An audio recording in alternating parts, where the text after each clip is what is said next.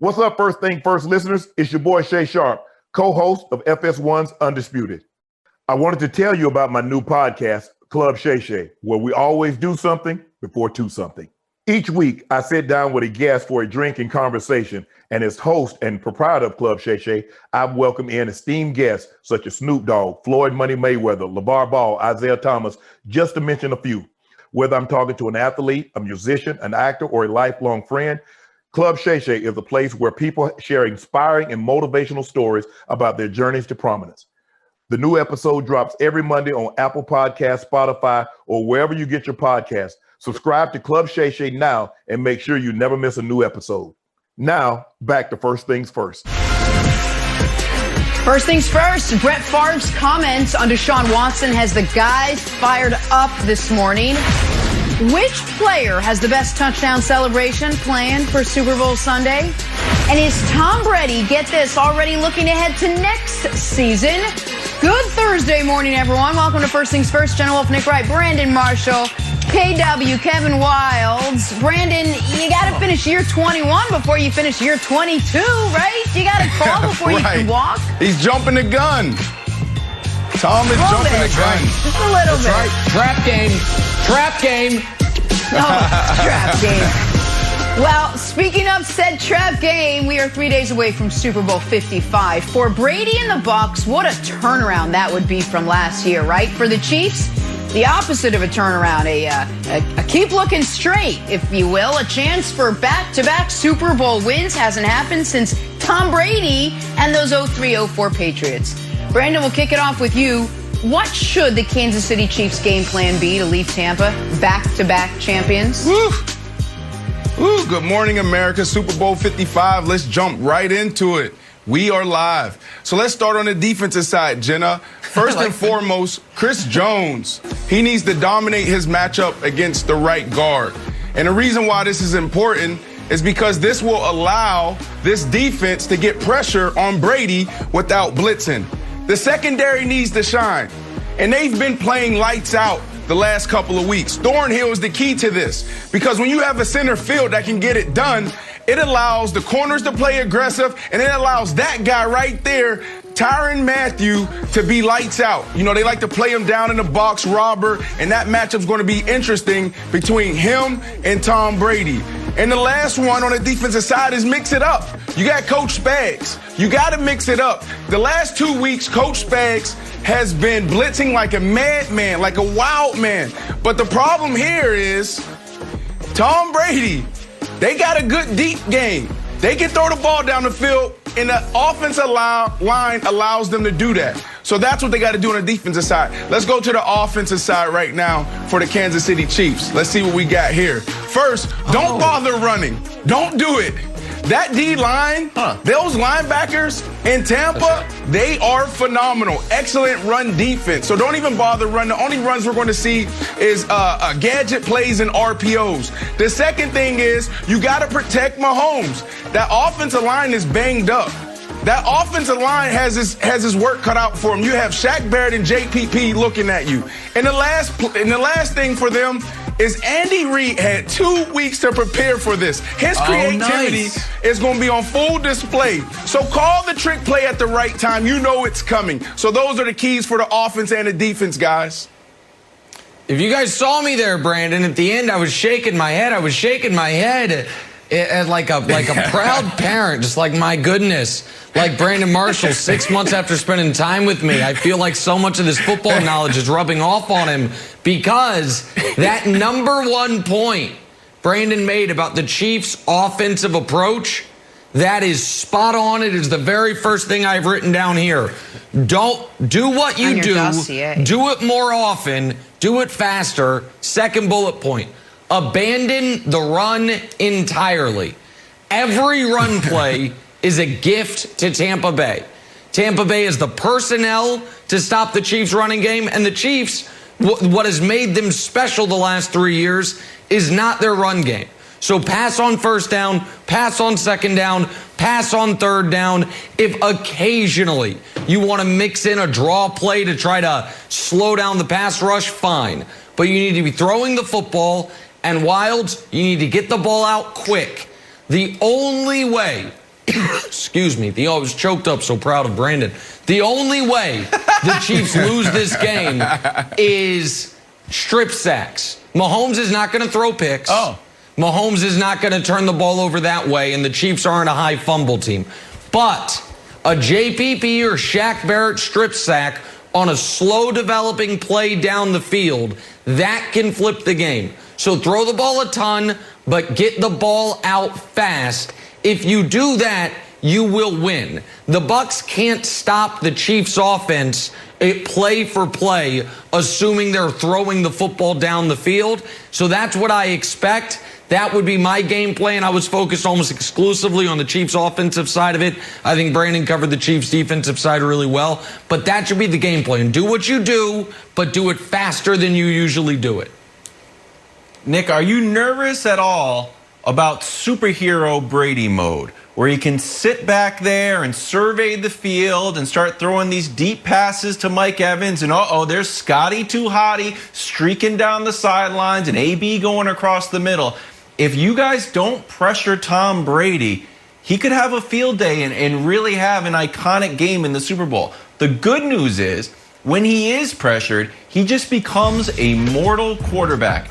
This is the largest pass rating drops when pressured. Drew Lock does a good celebration. He does that Buzz Lightyear celebration, our guy Baker, and Brady. So if you can put pressure on him, you can win the game. And old Coach Spags, Brandon, he knows it. Because although I have deleted our undefeated Super Bowl run from my memory, I had Dusty tell me that supposedly Coach Spags, we lost this Super Bowl, it turns out. Guy caught the ball in his helmet. I don't know. I have forgotten it. But he was sacked 5 times and had 8 hits. So that pressure is so key. If we see Tom Brady with a dirty jersey, I think the Bucs are in trouble. Yeah, so it's going to be interesting to see how Coach Spags approached this game. Early on in the season, he didn't blitz as much. And that's not like him. If you go back and you study Coach Spags, he's a blitzing maniac. And he didn't do that to start this year. All of a sudden, he starts sprinkling a couple of design blitzes and really schemed them up really nicely. Towards the end of the year, and especially the last 2 games, he's been bringing everything, and they've been getting home. But the problem, Wilds, is Tampa has a really good offensive line, and they have the threats on the outside to go deep. And we've seen them crush teams the last 5 to 6 weeks, Nick. So it's going to be interesting to see this battle between Tom Brady and Coach Spags, and these guys know each other really well. And just quickly, Wilds, the Chiefs D-line's got to be careful attempting to pressure Tom Brady, because one of those benefit of the doubt career achievement roughing the passer penalties is coming. So you got to be very cautious if you actually want to hit Brady in the Super Bowl. Yeah. So I think they might be better with pressure but not hits, hurries but not hits, because that probably is going to be the automatic first down, Jenna. All right, let's talk some intangibles. Time for Take Your Pick. Channeling my good buddy Al Roker. Rain in the forecast for Sunday. Chance of thunderstorms, at least early on in this one. Brandon, which team would benefit more from Super Bowl thunderstorms, Chiefs or Bucs? There it is. This is the worst thing that can happen to a wide receiver. It's like we're non-existent in some of these games. So when you think about it, you got to go with the Bucs. Bucs probably going to rely heavily on the run game, and then you got Travis Kelce and you got Tyreek Hill on the other side. So I gotta go with the Bucs, because that's the only way you can really slow those guys down. These two are monsters. This duo is hard to stop. So hopefully the rain can get it done. My apologies, Brandon. It started raining inside my house. I was trying to quiet it down while you were talking. The only counter to that is, if it's a bad turf, then I would think edge goes to the guys who know where they're going. So I know people think rain's bad for offense, but if the turf's bad, it can help the offensive players as far as they know where they're going. Defenders are trying to react to that. But I think the wind, which doesn't seem like it's going to be that big of a factor, could be more damaging than the rain. If it's rain, how's your Brady guys going to catch the balls, though, Nick? So perfectly placed, like a newborn baby, right into their bosom. It was how they will catch it, with 2 hands, maybe some forearms. That's how they'll catch it. A word that we say every day. As Tom Brady's gearing up for his 10th Super Bowl, Guess what Tom says he still needs to work on? How about everything? Yeah, we'll explain next. First things first. Hey, First Things First listeners. I wanted to tell you about our brand new Fox Sports app and website, foxsports.com, reimagined for the modern sports fan. Go ahead, download the new app right now. You don't even have to pause this episode. Every day on the new app and website, you'll see the top stories in sports. Plus, a rich world of written content, videos, social media, and analytics to give you a 360-degree view of the most important stories of the day. Streaming live TV has never been so easy or elegant. Every Fox Sports game, including all pregame and postgame shows, as well as the televised version of this show, just a click away. For the extra invested fan, we also go deep with real-time wagering lines, trending prop bets, win probability, and key player projections. So download the new Fox Sports app or visit www.foxsports.com. It's been a long 20 years for Tom Brady, but we love having you in the Super Bowl to talk about this year, so let's do it. There's not much else I can tell you that you don't already know about the GOAT, 43 years old, wants to play past 45, 10th Super Bowl, has his sights set on more, 100% locked in for Sunday, kicked his family out of town for 2 weeks so he can prep and prepare. So what could possibly be left on his to-do list? We'll let Tom tell you. As long as I'm playing, I want to improve and get better. And I think next year is going to be a lot better than this year. You know, I feel like I'll be in a much better place mentally. I'm going to train a lot better this year. Physically, next year I'll be in a better place. So I know as soon as this game ends, we're on the next season. So, you know, we'll get ready for this season and then start thinking about next year. Dude's literally a machine. I like it. Come on. Brandon, could Brady actually be on the verge of back-to-back Super Bowl wins after saying next year he's going to be a lot better mentally? And here's the biggest part, physically. They need to get back to training again. Man, if they can keep the band together, we might be talking about a three-peat. I don't know. Well, I truly believe this. You got to think about.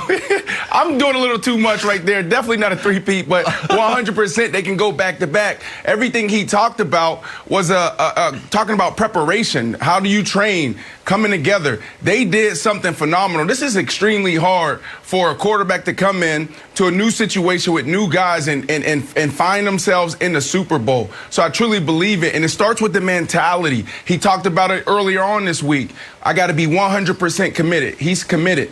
He also, Levante David told a story yesterday. He said Tom Brady came in the locker room and a player was crying after they won the NFC Championship 2 weeks ago. And he said, what the F are you crying about? We're not done yet. Right there tells you the mentality. This guy truly believes he can play at a high level into his mid-40s, and it's all about winning Super Bowls for him. They have the seventh most space when we talk about the cap, Nick, a resident GM, and also they got some key free agents that they can bring back, like Levante David, like Sue. That's going to be a big one. Gronk for the chemistry and continuity. AB, Godwin. There's some guys that they're going to have to make decisions on, but they're capable and they're in a space where they can bring them back. Yeah, the interesting part about this, Brandon, is that it's Brady's rookie year. Like, he was on record a little while ago saying, like, he still hasn't spent that much time with guys because of all the COVID protocols. So he'll be more familiar with everybody. He's going to be able to train with hopefully pandemic drops a little bit and we get back to a more normal world. Here's the other thing. Division's kind of weak now. Falcons might be slightly better. McCaffrey will come back. Panthers will be slightly better. I don't think the Saints are going to be that great with Jameis or Taysom Hill. Then they also have to go to the AFC East. You got the Jets, who might have Deshaun Watson and Brandon Marshall lining up there, but you might have to just, beat the Jets.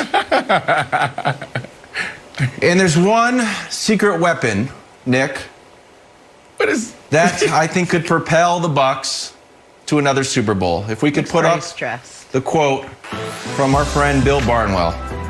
Oh, this is brutal. Edelman unlikely to see the $4 million remaining in the final year of his deal with the New England Patriots, world's best franchise. Thankfully, there's a natural place for him to go. If Godwin leaves Tampa Bay, the idea of Edelman, Hall of Famer, flocking south to take over Tampa's part-time slot receiver almost seems too obvious. It will be the true Patriots of the South, my friend Nicholas. and I will officially have to hand in my Patriots jersey if it's Gronk, Brady, and future Hall of Famer Julian Edelman lining up at Tampa Bay. I could see them having Patriots a very successful season. Well, listen, it would obviously make sense for Brady to finish finally pushing Godwin out to bring in Edelman after they've been feuding all year about the jersey. But I don't know, to be totally honest, much of what you or Brandon said before that full screen because, hold on, let me mark it down. I was too busy jotting down our latest obvious bulletin board material. Oh, it's back. We're looking ahead. Oh, after 20 years in New England, we're only talking about the upcoming opponent. Brady's now talking about future seasons. Oh, who cares? Oh, the game's Sunday. Let's not worry about that.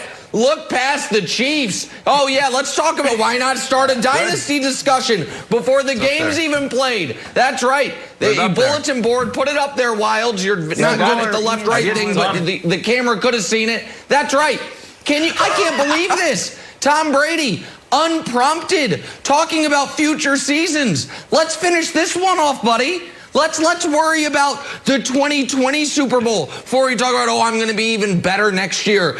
You know what I'm worried? We're thinking about the moment the game ends, what we're up to next. Well, let's get through the game first. I can't believe you both overlooked it. Room, leadership.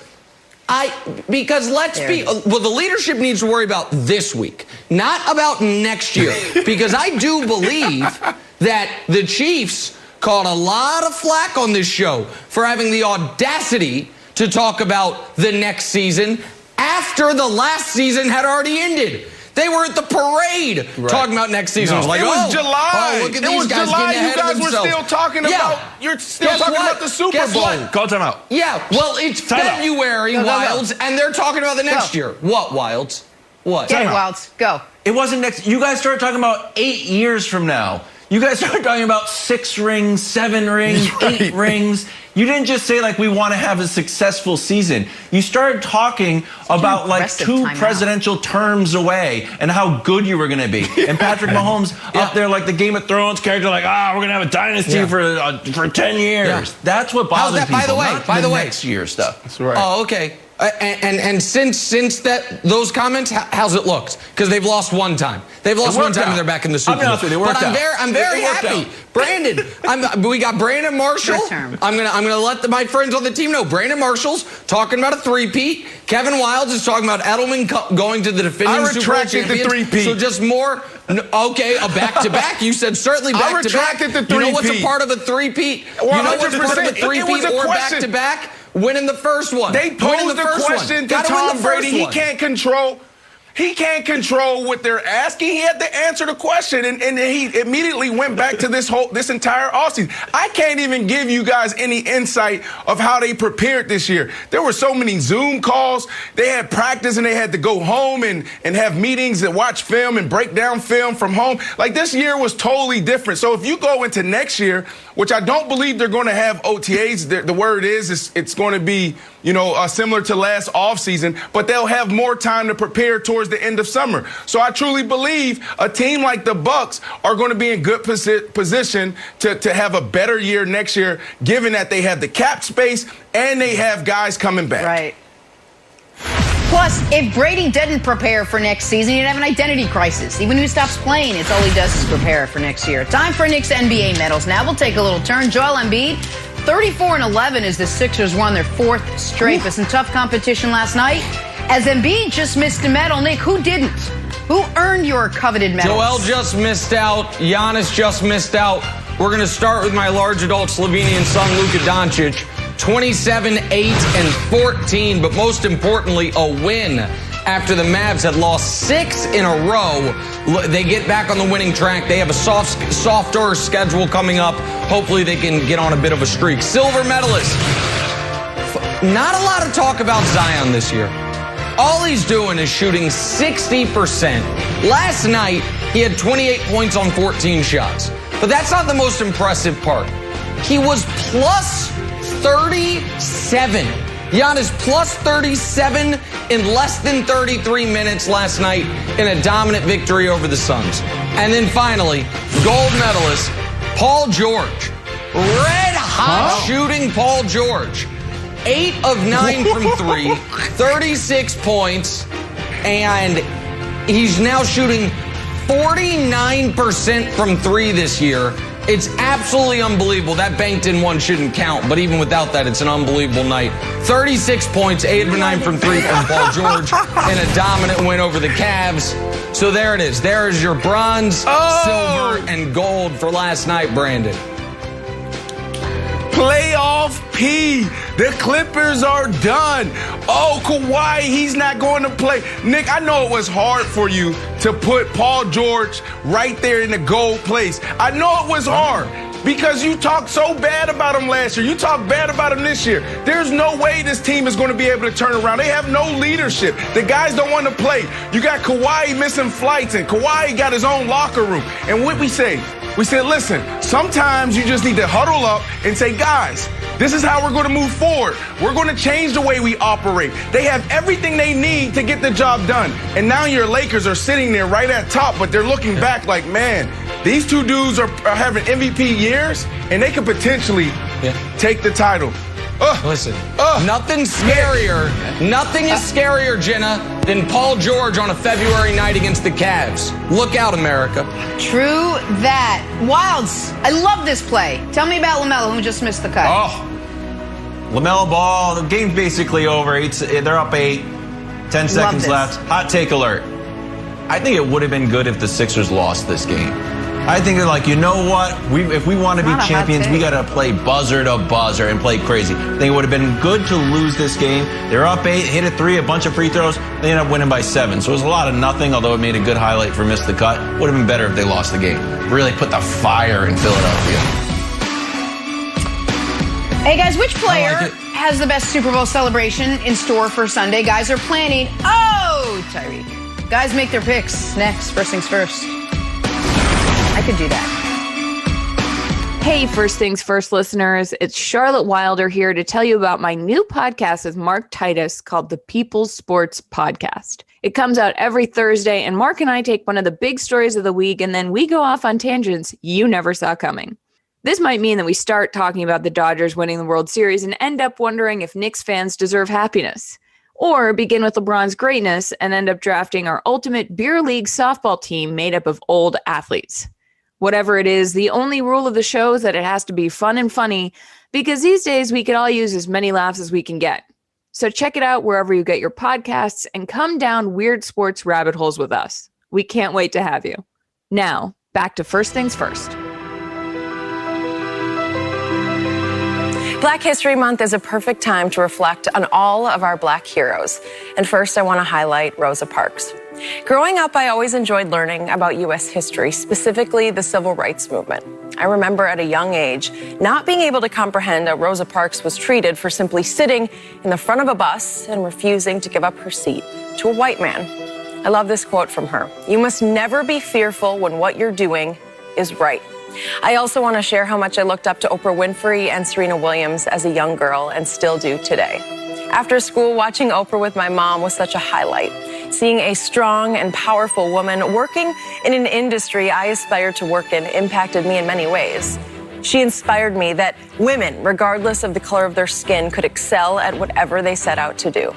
And growing up as an athlete, I saw Serena Williams as the most dominant athlete in the world. Unstoppable. Watching her today continue her success and now also doing it as a mother is about as inspiring as it gets.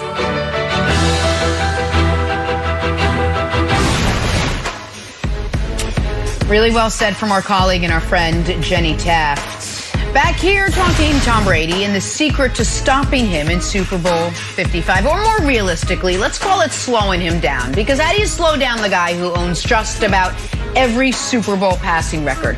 Lucky for us, we got a guy who knows the guy. Brilliant defensive mind. Patriots assistant, once upon a time. Eric Mangini. Coach, thanks for joining us. Good morning. Let's start with you. What is the secret to stopping Tom Brady? Well, good morning, everybody. It's look, they tried to stop him initially by not running the system that he runs, but that's gotten a lot better. Oh my God. Over time. Jeez. But I'd say that the main thing that you have to do is, and we talk about this with a lot of the great quarterbacks, if he knows, it goes. And what I mean by that is, if you give him pre-snap information, he's going to get the ball to the right place. So you've got to start with disguising your intentions and make sure that he's making his decisions after the snap. And that just doesn't affect him. It also affects the wide receivers because they have adjustments built into what they're doing. Say the second thing is pressure, and Kansas City did a good job last game of pressuring them. But it's not just the extra blitzers, but it's when you're rushing with 4, making sure the pressure is coming internally. So he's got to move off the spot. He can't step up into the pocket. And I'd say the last thing is their ability to survive in some tight man-to-man coverage, especially on shorter yardage situations, so that he's not able to get those easy completions. Now, in doing that, you create some opportunities for big plays, but you've got to mix that in, and you've got to mix that in, especially situationally, if you don't want those long, sustained drives by him. Yeah, no, that's great, Coach, and I'm glad you didn't lead with the pressure. Everybody's going to say pressure, pressure, pressure. I heard that all year from Nick, our colleague, our host on this show, one of our hosts on this show. Oh, pressure Tom, pressure Tom. Well, I mean, that's the secret to stopping any quarterback. If you hit the quarterback, you get pressure on him, you move him off the spot, it's going to be difficult for anybody to be successful. So when you look at Tom Brady, the real secret is catch the pick. He's going to give you an opportunity. He's shown to give people opportunity through 3 picks in the NFC Championship game. And Green Bay didn't capitalize off of it. They got 3 picks, Coach, but they only turned it into 6 points. So Tom Brady has to play a clean game. If he doesn't, then you need to come down with the ball and turn those interceptions, those turnovers into points, Nick. That's the only way. That is the secret. Please don't tell me about pressuring him and show me a chart and a graphic of what he looks like when he's getting hit, because you won't have to show me the same thing 10 other quarterbacks. Well, I could. I'm not going to go there, but if I were to show you every other quarterback in the league, what you'd see is Brady's rating drops the 3rd most of every quarterback when pressured or not pressured. That's why it's such a big story. But that doesn't matter, because I'm not even going to mention that, because you're right. Everybody knows that. There are 3 things. The first one Brandon mentioned. He's going to throw you the ball. Coach Mangini once upon a time called Jimmy G a make-it-happen quarterback. Said he's going to make it happen for you or for the other team. Tom Brady this postseason been a make-it-happen quarterback. Almost threw a pick against Washington, should have thrown multiple picks against New Orleans, and the luck ran out when he threw 3 picks against Green Bay. So the first one is catch the ball, like Brandon said. The last clean Super Bowl Brady played in was the first Super Bowl he played in. So that's first point. Second point is this: make him drive the length of the field. The Tampa Bay Buccaneers, this is a fun stat, have scored 10 offensive touchdowns this postseason. 0 of them have come on drives of 75 yards or more. For some context, the Chiefs have scored 7 touchdowns this postseason. 6 of them have come on drives of 75 yards or more. They're not driving the length of the field. They are taking advantage of short fields. So make him drive the length of the field. And the third one, and this is just somewhat luck, but I think there could be some finesse here. Be nice to the officials. Here is a real stat. They started tracking yards gained from pass interference penalties 12 years ago. I'll give you a guess. Which team shattered the all-time record for most yards gained by defensive pass interference? The 2020 Tampa Bay Bucks. What was the last play of importance of the last playoff game? A pass interference penalty. So listen, Chiefs, I don't know what you need to say to Carl Cheffers and his crew. Ask about the family, invite him to dinner, call him sir, whatever you need to do. But they're going to be just so anxious to throw one of those phantom DPI calls that turns a 12-yard overthrow into a 48-yard gain. So catch the pick, make him drive the field, and avoid the DPIs, and you should be in good shape, Nice. Wilds.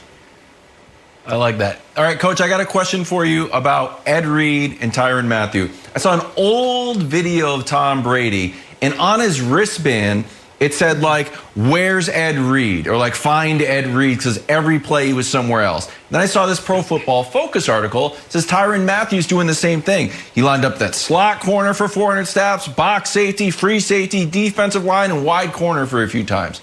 How can Tyrann Mathieu and where they put him mess up Brady? Or is Brady's like, this is Ed Reed 2.0. I can already figure this out? Well, a couple things here. First of all, for Nick to put Tom Brady in the make something happen quarterback category is ridiculous. He makes Super Bowls happen. So you could put it in that category.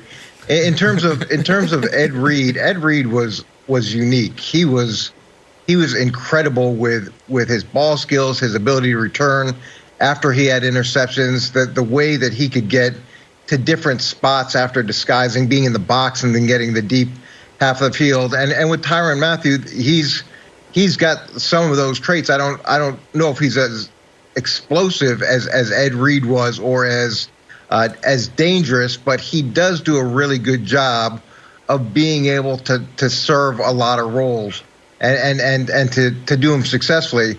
With Tom, though, he's going to have gone back and looked at the indicators and tried to establish when Matthew's here, it means he's going to Y, and how much they can vary that up over this 2 weeks is going to be a big indicator as to whether or not they're going to be able to confuse Tom. Because if you give him what he's seen before, then you're dead. Coach, I mean, I don't mean to be disrespectful to the, godfather of your children, Thomas Edward Patrick Brady. But all I'm saying is, in Tom Brady's last 2 conference championship games and his last Super Bowl, he has more interceptions than touchdowns. In the conference championship game this year, he had 3. In the Super Bowl against the Rams, where they scored 13 points, he had 1 interception, no touchdown. Conference championship game where they beat the Chiefs, he had 2 interceptions that counted, a third that should have, and 1 touchdown. So I'm just saying, I think, Jenna, the opportunities are going to be there, as Brandon mentioned, if L'Jarius Sneed or Tyrann Mathieu or whomever can just hold on to the football. All right, well, then quickly before we break, Coach, I want to get your thoughts on this. So we had former Patriot Danny Amendola on the show on Monday, and he ruffled some feathers in New England when he told us this. Take a listen. First things first, and when you see Patriot Way in the dictionary, it's going to have Tom Brady's name next to it. None of those coaches threw any passes. None of those coaches caught any passes. None of those coaches made any tackles. They got guys in the right position because they watch a lot of film and they spend all their time at the facility. But Tom Brady is the Patriot way, and that's the reason why Tom Brady's in the Super Bowl right now, and the Patriots aren't. Coach, you don't appear amused as we watched you listening. You know the Patriot way better than any of us do. You agree with what Amendola had to say? Look, when you show up to a dynasty 13 years in, I guess it's easy to identify what built that dynasty. I don't know how many Super Bowls in we were there at that point. And look, here's what I'll tell you about Tom Brady. When he showed up, he wasn't a lump of coal, but he was by no stretch a diamond. Okay, and there was a lot that went into his development, and there's a reason he was a 6th-round draft pick as well. And a guy at 43 is very different than a guy at 23, and it took a lot of his work, his natural ability, and the work of the coaching staff, and the work of the other players. What about Troy Brown? What about Troy Brown establishing that position that Danny Amendola eventually played, or the other guys, Teddy Bruschi, Willie McGinnis, Ty Law, Lawyer Malloy? Take your pick. Yeah. It goes on and on and on of guys who committed, who worked extremely hard. And I've said this about the Patriots over and over again. It's not for everybody. But when you can win that much over that long a period of time, it doesn't happen by accident. And maybe everybody being locked in a room watching film, maybe that's a positive thing. I don't know. Maybe the answers are a positive thing when you have a test. So just to recap, you disagree with what Amendola had to say. Just making sure I got that. All right. I thought it was Bucks good trying to do something hardly anyone's been able to do this season. Stop Patrick Mahomes. Also beat the Chiefs so they can win the Super Bowl. We'll tell you how they're going to do it next. First things first. How they could do it. Back here, first things first, with the gift that keeps on giving, the storyline of Deshaun Watson. Deshaun says he wants to be traded from Houston. Houston GM said he has zero interest in trading Deshaun, and thus we have ourselves a situation. Hall of Famer Brett Favre chiming in with this eye-opening quote. Take a listen. I'm kind of old school. I think you play, you get paid a ton of money to do a certain job, and just do it and let the chips fall where they may. I think we make too much money to voice an opinion, but I'm not saying he's wrong. I think it's a different day and time. All right, Coach Mangini back with us, but Brandon, let me start with you. What'd you make of Brett Favre's comments? Yeah, Jenna, this was old versus new. We hear this all the time in sports, our generation compared to this generation. Things changed since Brett retired in 2010. Hell, things changed while I was still in the NFL. I came in the NFL, there was no social media. We had players in the box, meaning we eliminated the distractions. We didn't give our opinions and our takes because we knew it could potentially be a distraction to the team and what we were trying to accomplish in the locker room. But you fast forward, then you have Twitter, you have Instagram, you have guys actually showing who they really are and leaning into their personality. Coach, you know this. When we used to come in that 8 a.m. Team meeting, it was everybody focused, sitting in your seats, notepads open, pen in your hand. Towards the end of my career, playing for the New York Giants, I walk into the locker room. You got Odell Beckham Jr. dancing. You got Sterling Shepard dancing. The music is loud. Coach McAdoo's in the front. I'm like, what the hell is going on? I couldn't relate. So even when you think about off the field, things has changed. Guys understand the power of their platform, so you have to be able to evolve and you have to accept it. Guys are going to push it now, and that's what Deshaun Watson is doing now. He understands his platform, he understands his power, and he's saying, I want a better situation. Not everybody's going to agree with it. And Brett Favre, coach, your guy, for 3 years in Green Bay, he was holding the Green Bay Packers hostage. I'm going to retire. I'm not going to retire. I'm going to retire. They retire. And then they had plans to put his jersey in the rafters. I think it was a leverage play. Then he comes back, and then you go get him. So I don't know. It's your guy. You tell me if he's wrong or not, coach. I love that he's become my guy. I was only with him for one season, and I really enjoyed being with him. Things have changed. It's not like back in the day where you tell a guy to run through the wall and he runs through the wall. And it's changed in pro football, it's changed in college football, it's changed in high school football. Right. And I think that's a good thing. Players are demanding to understand the why, and they have a right to understand the why you're asking them to do certain things. Now, the way that contracts are structured, and I was told this a long time ago, you either want free agency or you want security. You can't have them both. And Deshaun Watson just recently signed a contract, which means he doesn't have the option for free agency. And you've got an organization with a new GM, a new head coach, and they want to try to make this work. They want to be given the opportunity to try to make this work, and hopefully they can sit down and talk through that. Now, the player's right, like the player's right is always, is to withhold their services, and Brett did that to some degree by threatening retirement. And Deshaun could threaten to hold out, but that's counterproductive as well. I'd say at the end of the day, there hasn't been a fundamental power shift. The power is still whoever holds the contract, but there is a shift in the way discussions are being had and the power that players do have, at least to get their story out to the public. All right, folks, I'm going to say what I think a lot of people were thinking listening to Brett Favre. Where have I heard this before? Oh, that's right. It's shut up and dribble. Paid too much money to have a voice. Go out there and play. Go out there and play and leave the business stuff to the adults. And of all people to say it, Brett Favre, dripping in the hypocrisy of not demanding a trade, simply as Brandon said, holding a team hostage like a bad extortionist that comes back year after year after year for the same payday, for the same attention, for the same Ed Werder helicoptering in to his ranch in Mississippi with the latest boots on the ground.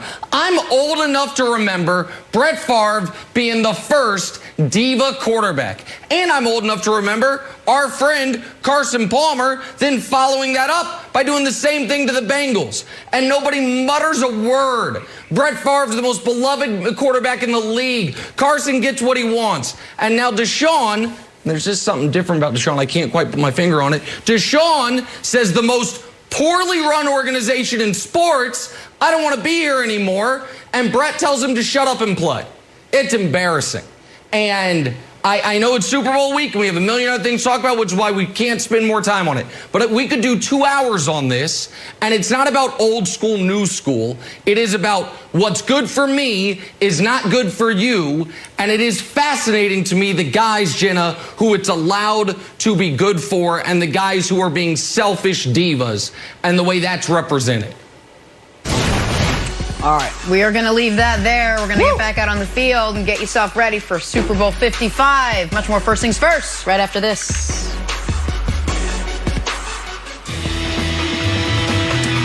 New tracks, new teams, new champion. The 2021 NASCAR season starts in just 10 days with the Great American Race, the Daytona 500, February 14th, only on Fox. Time now for stories to start your morning, sponsored by Ram Trucks, built to serve. Talking Super Bowl 55. Fox Bet Sportsbook has Patrick Mahomes and the Chiefs as 3.5-point favorites over Tom Brady and the Bucs on Sunday. Setting up to be a showdown of showdowns between the greatest doing it right now, Mahomes, and the greatest ever to do it, Tom Brady. So, Brandon, what should the Chiefs' game plan be to leave Tampa as back-to-back Super Bowl champions? Yeah, let's jump into it. This is going to be an exciting game. So let's break down the offense and let's also break down the defense. Start on the defensive side with Chris Jones. Chris Jones has the opportunity to dominate the right guard in Stenny. And why is this important? This is important because if he does this, it allows them to get pressure on Tom Brady without blitzing. So that's number one. Two, you have to be able to, for the secondary, give them the opportunity to shine. They need to be in the spotlight. They need to be front and center. Thornhill is the key to the secondary. When you have a center fielder that has range, that can go sideline to sideline, your corners can be aggressive. And then also that bad man right there in Tyrann Mathieu, now he can come down and play that robber position, and you're going to see a matchup and you're going to see a battle between him and Tom Brady. And the last thing for the defense is mix it up. The last 2 weeks, Coach Spags has been a blitzing machine. He's throwing everything at these guys. You can't do that against this team. You have to be able to disguise, because Tom Brady has what, Nick? He has two things. He has wide receivers on the outside, he has scheme, and that offensive line. So let's say three. Offensive linemen, they're really good. So you have to mix it up. You can't just blitz, what he's been doing the last couple of games. Now let's move on to the offensive side. Number one on the offensive side, you don't bother running the ball. That D-line, those linebackers, excellent rush defense. So you can't even do it. The only thing you can do is gadget plays and there's some trick plays. That's about it. And the second thing, you got to protect Patrick Mahomes. Patrick Mahomes' offensive line is banged up. They've been banged up all year. But the problem is now you're going against Shaq Barrett and JPP again, and those dudes are hungry. They're going to want to eat when it comes to Sunday. And then the last thing, you gave Andy Reid 2 weeks with his creativity and his scheme. Oh, my goodness. Andy Reid, he needs to call the trick play at the right time. So those are the keys for the offense, Nick. I don't know how you feel about it, but this is going to be an exciting Super Bowl, brother. No, I don't know if I agree with that part. I think it'll be very exciting for me. I don't know how exciting it'll be for Bucs fans after the first opening quarter and a half or so. But I do think that first bullet point you mentioned for the Chiefs offense is 1,000% right. Balance is overrated in this game. Wild, this will make you smile because you'll think back to when the Patriots were good. There were certain games where Belichick went into the game and said, you know what? We're going to throw on basically every down. That is the game plan today. We are not, our passing game is going to be our running game, and there are game plans where he was reversed. Every time the Chiefs run the ball, it's a win for the Bucs. The Chiefs need to throw in this game. The Bucs do not have the personnel to stop the Chiefs' passing attack, but they absolutely have the personnel to stop the Chiefs' rushing attack. It's Vita Vea, it's Ndamukong Suh, and if somehow you get past them, it's Devin White and Levante David waiting for you. So just don't even worry about that. Now, if you are going to throw, you can't have a lot of jet chip wasp. The biggest play of last year's Super Bowl, a slow developing 7-step drop down the field. It's got to be quick. The ball's got to get out fast because the Bucs' path to victory comes directly through a strip sack on Mahomes, if not more than one. Mahomes is not going to throw the ball up for grabs. In his career, he's thrown an interception in one career playoff game. So the way to get the way to tilt the scales in your favor, you're the Bucs, is to hit Mahomes, have him cough the ball up. So it needs to be ball out of his hands fast. The Chiefs do what they do, and they get the ball out of their hand at Mahomes' hands fast. They're going to score 30 plus. They're going to win the Super Bowl. Yeah, so I agree with you that the only way that the Bucs can win is in a shootout. And the only way for the Chiefs to avoid a shootout is by pressuring Tom Brady. Because if he's sitting back there in a clean pocket, watch out, it's Super Bowl MVP time. But when he's pressured, he becomes very mortal. And in fact, these are the three guys whose passer rating drops the most when pressured. And Nick, you know, I've had this Super Bowl surgically erased from my memory, like Jim Carrey in Spotless Mind. But Spagnuolo, when that Giants Super Bowl, they got 5 sacks and they hit Tom Brady 8 times. If you guys can do that, I think you take shootout off the board, and I don't see another path to victory for the Bucs. See, so Brandon, I want to bounce this off you because I don't know that the Chiefs are going to be able to get consistent pressure on Brady. I think Chris Jones is awesome, and Frank Clark has proven to be better in the biggest games, but the Chiefs' pass rush has not been exceptional throughout the year. It hasn't been exceptional throughout the postseason. I think the key with the Chiefs' defensive approach is if you can force Brady into going the length of the field. They haven't shown the ability to do that this postseason. The Bucs have scored 10 touchdowns. 0 have come on drives of 75-plus yards. Conversely, the Chiefs have scored 7. 6 of those 7 have come in long fields. That, to me, means the Chiefs can be more aggressive if you get in the red zone of going for it on 4th down, because if you get stopped, the Bucs aren't driving 85 yards on you. They haven't shown that ability to have the sustained drives, but I don't know that I believe the Chiefs are going to be able to get a consistent pass rush like the 07 Giants did under Spagnuolo, for example, against Brady. Yeah, but the thing that the Bucs have going for them, Nick, is they're not going against a great defense. Now, this defense has been playing lights out the last couple weeks. Spags has been dialing it up, very creative in his designs and his blitz. We know who Spags is, but Tom Brady has seen all of those blitzes before. He's seen the disguises before. He has the ability to go, 10-play drives, 12-play drives. He has the offensive line that can hold up. And then also, who's the X factor when it comes to pass pro? You got Gronk. A lot of times we think about Gronk as this prolific pass catcher, but he's also this receiver, but he's also this guy that comes in and he's maintaining and that integrity of that edge. So you want to see Gronk in protection if things start getting heated up from Frank Clark coming off the edge. And they have the receivers that can match up with those corners, or those corners, they can't match up with those receivers. That's how I should have said it, because those guys can go. If you give them one-on-one, it's going to be lights out, Jenna. All right, let's stick with Tom Brady for a second. The owner of just about, you guys know this, every Super Bowl passing record there is. So he's gearing up for his 10th trip around the Super Bowl sun. Is he already looking past Sunday, though? Is he? Take a listen to what Tom had to say yesterday. Check this out. As long as I'm playing, I want to improve and get better. And I think next year is going to be a lot better than this year. I feel like I'll be in a much better place mentally.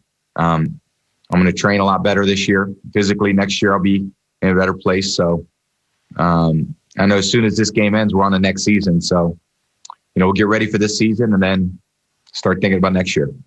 All right, Brandon, Could Tom Brady be on the verge of back-to-back Super Bowls after saying next year is going to be a lot better than this year?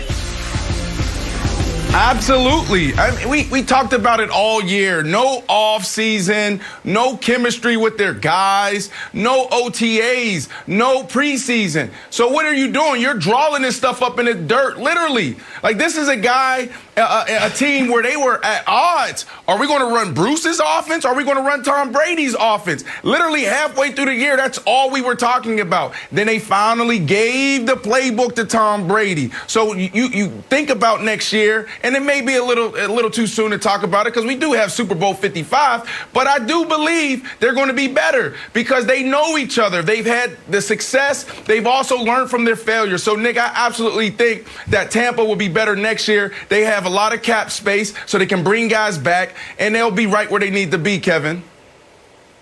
Okay, that's me saying I've got a good point. Also, I'm going next and not Nick, for the record. Nick, here's the good thing.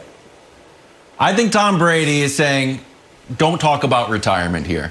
I'm only going to get better. And like Brandon said, there's going to be more familiarity in the offense, and hopefully the pandemic settles down a little bit and he'll get back into a normal routine. Also, guess what? Are the Falcons going to be that much better? I don't think so. Christian McCaffrey will come back. Maybe they'll be better. And the Saints, I don't think they'll be that good without Drew Brees. So I think he's going to be great. Here's the other problem. Chris Godwin is going to be a free agent, so he's probably going to go somewhere. But in a move that's going to break my heart, our friend Bill Barnwell wrote this, Nick, and this really hurts. Hall of Famer Julian Edelman, unlikely to see the $4 million remaining final year of his deal with the greatest franchise on earth. Thankfully, there's a natural place for him to go if Godwin leaves Tampa Bay. Ideal spot for the Hall of Famers, heading down south, taking over Tampa's part-time slot receiver. Almost seems too obvious. So I think there's going to be a big year next year with Gronk, Brady, and Hall of Famer Julian Edelman. Sorry, I wasn't really listening. I had to jot this down. I was just so fascinated by Tom Brady's quote because that is our second instance this week of clear-cut, undeniable, unassailable bulletin board material. The first one, Shaq Barrett saying Patrick Mahomes, we played him last week. We beat him. He's Aaron Rodgers. Second one, Tom Brady already counting his 7th ring. I almost called when he wanted to make his jersey number 7 bulletin board material, but I decided that would be too much. But Brady already talked about next year. What happened? Trap game. Super Bowl trap game, Jenna. Stop reaching. They're looking past the Chiefs. They're not even thinking about it. See you tomorrow. Undisputed starts right now.